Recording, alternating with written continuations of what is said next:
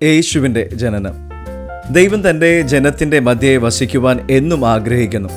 Christmas എന്നത് വെറും ഒരു ആഘോഷമല്ല, സർവശക്തനായ ദൈവം മനുഷ്യനായി ഈ ഭൂമിയിലേക്ക് ഇറങ്ങി വന്നു എന്ന വലിയ സത്യം വിളിച്ചു പറയുന്നു.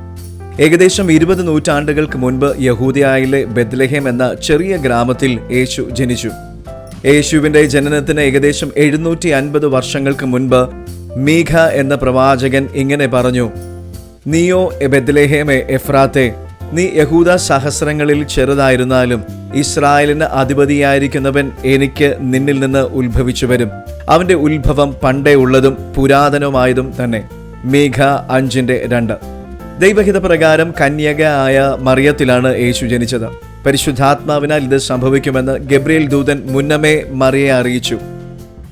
അതിന് ദൂതൻ: പരിശുദ്ധാത്മാവ് നിന്റെ മേൽ വരും, അത്യുന്നതന്റെ ശക്തി നിന്റെ മേൽ നിഴലിടും.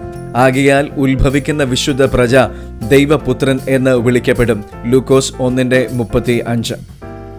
ഏറ്റവും അത്ഭുതകരമായ കാര്യം, ലോകത്തിന്റെ രക്ഷകൻ ജനിച്ചത് ഒരു കൊട്ടാരത്തിലല്ല, മറിച്ച് അവന് വഴിയമ്പലത്തിൽ സ്ഥലമില്ലായകയാൽ പശുത്തൊഴുത്തിൽ കിടത്തി. ദൈവം തന്റെ പുത്രനെ ഏറ്റവും സാധാരണക്കാരനായി ഈ ലോകത്തിലേക്ക് അയച്ചു. ഈ സന്തോഷ വാർത്ത ലോകത്തിൽ ആദ്യം അറിഞ്ഞത് രാത്രിയിൽ ആടുകളെ മേയിച്ചുകൊണ്ടിരുന്ന പാവപ്പെട്ട ഇടയന്മാരായിരുന്നു. ദൈവദൂതൻ അവരോട് പറഞ്ഞത്: കർത്താവായ യേശു ക്രിസ്തു എന്ന രക്ഷിതാവ് ദാവീദിന്റെ പട്ടണത്തിൽ ഇന്ന് നിങ്ങൾക്കായി ജനിച്ചിരിക്കുന്നു. ലൂക്കോസിന്റെ സുവിശേഷം 2:11.